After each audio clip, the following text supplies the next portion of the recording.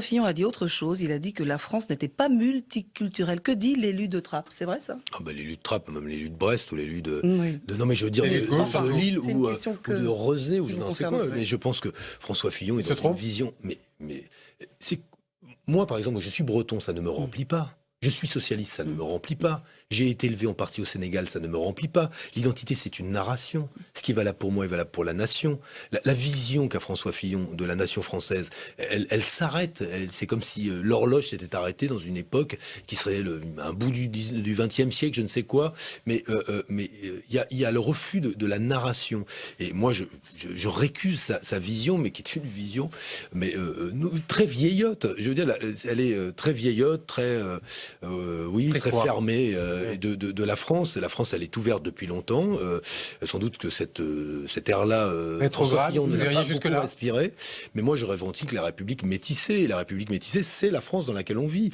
Et même le débat sur les racines chrétiennes. Moi, j'ai été baptisé, donc je suis catholique de baptême. Ça ne me remplit pas non plus. Et je refuse aujourd'hui qu'on renvoie l'identité de la France à une religion, un morceau de son histoire, une couleur ou une pigmentation de peau. Bref, tout ça, c'est sordide. Voilà. Donc, il y aurait sordide, en tout cas. C'est dangereux de ne pas comprendre que c'est une narration.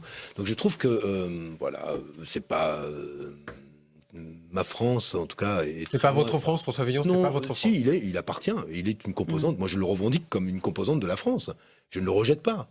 Et évidemment que les traditions, les valeurs chrétiennes sont importantes dans la France. Mais je ne rejette pas cela. Mais j'ai le sentiment qu'il rejette tout le reste, lui.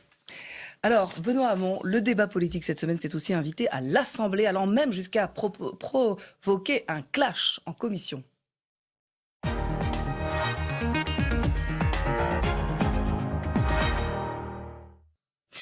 Une proposition de loi était à l'ordre du jour de la Commission des affaires sociales pour étendre le délit d'entrave à l'IVG au site internet. Eh bien, le sujet revenu dans l'actualité a provoqué une altercation entre députés. Le récit de Jean-Baptiste Daoulas. Après seulement quelques minutes de débat, la discussion sur le délit d'entrave numérique et l'interruption volontaire de grossesse s'envenime.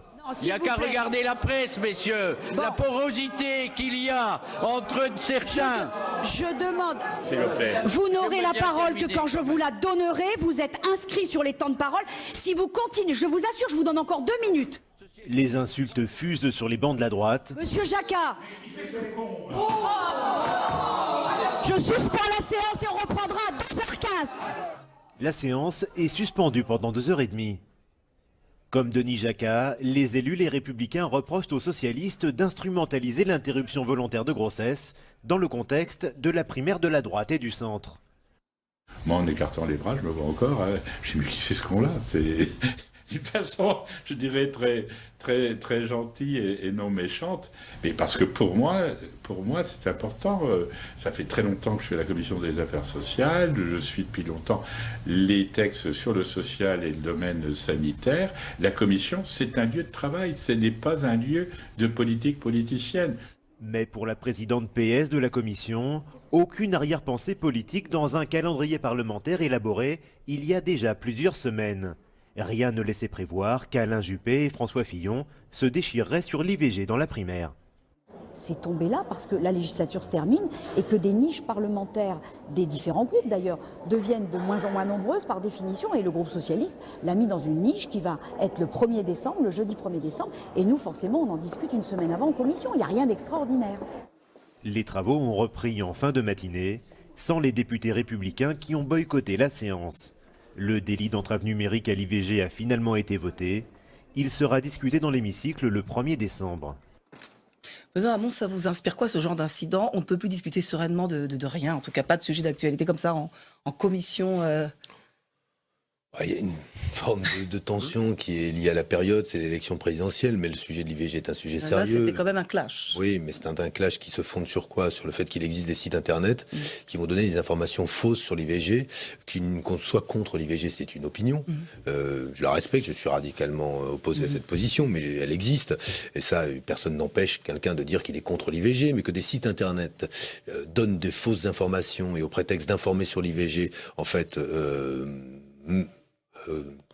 poursuivent un combat politique, oui, le Parlement est légitime à dire que désinformer sur une question aussi difficile que l'IVG et des décisions compliquées pour les femmes ou les couples qui décident de prendre cette décision-là, ça, c'est inadmissible et le Parlement est dans son droit et il a bien fait d'agir en ce sens. Une dernière question, est-ce que les lobbies religieux, et notamment anti-IVG, ont pris le pouvoir? Est-ce que ce sont souvent des réseaux catholiques? Est-ce que vous estimez que cette religion a pris le pouvoir aujourd'hui?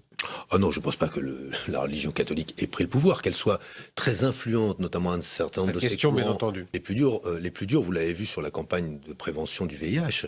On a une campagne de prévention sur le sida qui met en scène quelques photos de couples d'hommes, rien de particulièrement érotique. Les maires ont supprimé ces affiches. Voilà, rien de particulièrement choquant dans les photos. Elles auraient illustré une campagne sur un tout autre sujet, personne ne les aurait remarquées. Mais comme c'est sur la prévention du sida, le lien a été naturellement fait avec l'homosexualité et rien que ces images, qui n'ont rien de choquant, justifient des censures de la part d'élus de droite. Révolution conservatrice? Oui, révolution conservatrice. On en arrive à un moment où une partie de la droite, sous influence d'un certain nombre de courants religieux, incontestablement, ne le nions pas, ils y militent et ils y travaillent. Et aujourd'hui, ils disent non, nous n'avons rien à voir avec ça. Si, ils ont à voir avec cela. Un certain nombre de courants religieux intégristes et conservateurs, notamment liés à l'Église catholique, très loin de ce que dit le pape François.